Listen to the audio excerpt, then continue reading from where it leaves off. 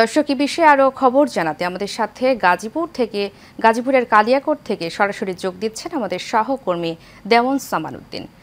জি সামান, আমাকে শুনতে পাচ্ছেন? জি সামান, গাজীপুরে শিল্পাঞ্চলের পোশাক কারখানাগুলোর আজকের অবস্থা কেমন দেখছেন আমাদেরকে জানাবেন। এই মুহূর্তে আমি দাঁড়িয়ে আছি ঢাকা টাঙ্গাইল মহাসড়কের চন্দ্র এলাকায় ওয়ালটন ফ্যাক্টরির সামনে।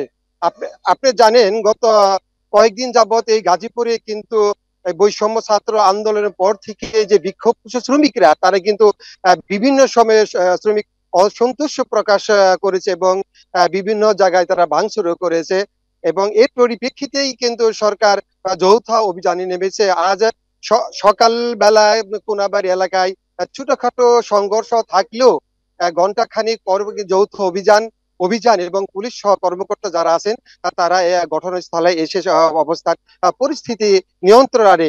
এখন বলা যায় গাজীপুরের যে শিল্প কারখানাগুলো আছে এই শিল্প কারখানাগুলো কিন্তু খুব স্বাধীনভাবে সুষ্ঠুভাবে কোনো ধরনের যানজট মুক্ত ছাড়াই কিন্তু এই মহাসড়ক এই ফ্যাক্টরি গুলো খোলা রয়েছে এবং গার্মেন্টসরা তারা শ্রমিক যারা আছে তারা নির্বিঘ্নেই গার্মেন্টসে প্রবেশ করতে পারতেছে।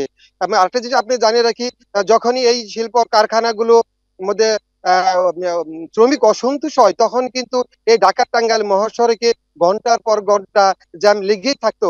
আমি আজকে এই সড়কের বিভিন্ন এলাকায় ঘুরেছি এবং এখন পর্যন্ত কিন্তু মহাসড়কে কোনো জায়গায় যানজটের সৃষ্টি হয় নাই। মোট কথা বলা যায় আজ সকাল থেকে ছোট দুই একটি ঘটনা ছাড়াই কিন্তু গার্মেন্টস শ্রমিকরা কিন্তু তারা নির্বিঘ্নে তাদের কাজ শুরু করতে পারতেছে।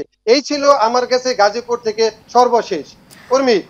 সামান, ধন্যবাদ আপনাকে আমাদের সাথে যুক্ত হওয়ার জন্য। দর্শক, গাজীপুর শিল্পাঞ্চলের পোশাক কারখানাগুলোর খবর নিয়ে আমাদের সাথে যুক্ত ছিলেন আমাদের সহকর্মী দেওয়ান সামান উদ্দিন।